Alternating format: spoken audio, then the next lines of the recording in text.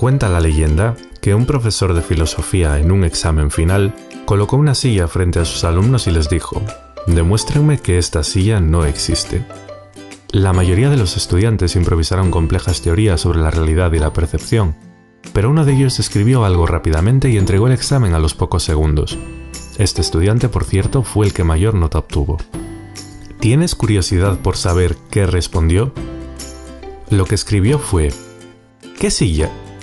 Esta no es más que una anécdota simpática que nos sirve como excusa para hablar de la curiosidad que sentías hace un momento por saber cuál era la respuesta. La curiosidad es algo innato en nosotros. La manifestamos de muchas formas. La curiosidad nos hace pasarnos horas en Facebook fisgoneando fotos de nuestros conocidos, pero también nos lleva a querer adquirir conocimiento sobre el mundo que nos rodea. Los seres humanos de todos los tiempos nos hemos preguntado sobre temas como cuál es el origen del universo o qué significa ser un buen ciudadano. Lo que sucede es que tradicionalmente se buscaba la respuesta a estas preguntas en la fe religiosa, en fenómenos sobrenaturales, en lo que conocemos como mitos. Os pongo un ejemplo. Hesíodo creía que podía oír a unas musas que le dictaban la verdad absoluta sobre el origen del universo. Decía que solo existía el caos hasta que aparecieron unos dioses con poderes tipo X-Men, que no paraban de pelearse entre ellos, dando lugar, entre tanto, al mundo que conocemos. Como veis, no parecen explicaciones muy fiables, pero gran parte de la población las aceptaba y se las creía. Recordad que eso que nosotros llamamos mitología era su religión. Por suerte, en el siglo VII a.C. sucede algo decisivo para la historia del pensamiento. Un grupo de intelectuales fue abandonando las respuestas mitológicas tradicionales.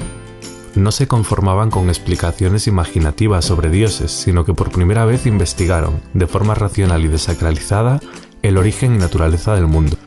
A esto se lo conoce como el paso del mito al logos. Logos en griego significa palabra y razón.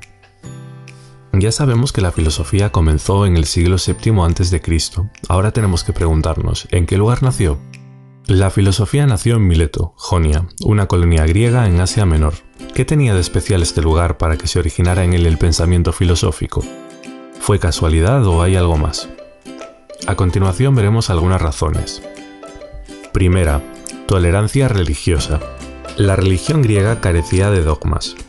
No había un grupo de representantes religiosos amenazándote con cortarte la cabeza si decías algo que chocara con las creencias religiosas. Gracias a la tolerancia religiosa hay mucha libertad de pensamiento. Segunda razón.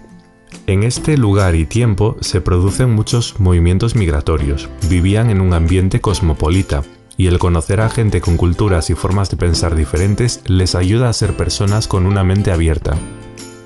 Están acostumbrados a oír muchas ideas y puntos de vista. Puede haber ayudado el que en este momento se confeccionaran los primeros mapas.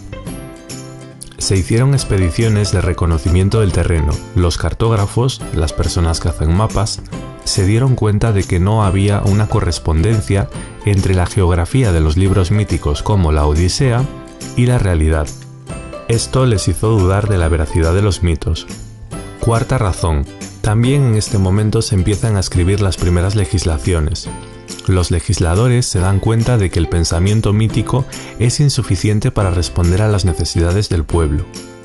Y paralelamente, los intelectuales griegos se dan cuenta de que necesitan alejarse del pensamiento mítico para encontrar explicaciones sobre el mundo que les rodea. Otra razón es que gracias al comercio, algunos ciudadanos vivían acomodados pudiendo disponer de tiempo de ocio. Como de aquella no existía la televisión, pues se dedicaban a pensar. ¿Quién fue el primer filósofo? En general, se acepta que el primer filósofo fue Tales de Mileto. Le llamaban así porque era de Mileto. Él es el primer intelectual que intentó explicar el origen del cosmos, el principio del que se compone todo, sin recurrir a mitos, basándose exclusivamente en la naturaleza, inaugurando así la historia de la filosofía y de la ciencia, que al principio fueron lo mismo, aunque en la actualidad cada una tiene su ámbito de estudio propio. Si has asimilado bien este vídeo, tendrías que ser capaz de responder a las siguientes preguntas.